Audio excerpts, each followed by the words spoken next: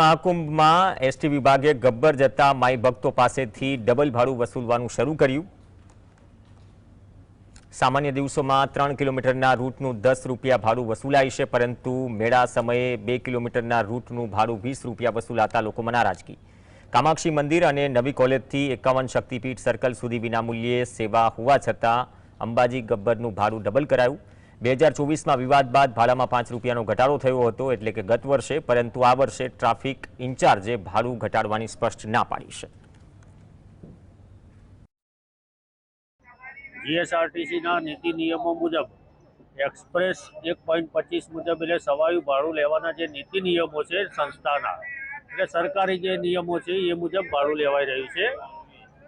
આ વર્ષે પણ ગબ્બરથી આબુ આરટીઓ સર્કલનું 20 રૂપિયા ભાડું કાયદેસરનું લેવામાં આવી રહ્યું છે। કાયદેસર ભાડું એનો 1.25 મુજબ 23 રૂપિયા થવા પામે છે।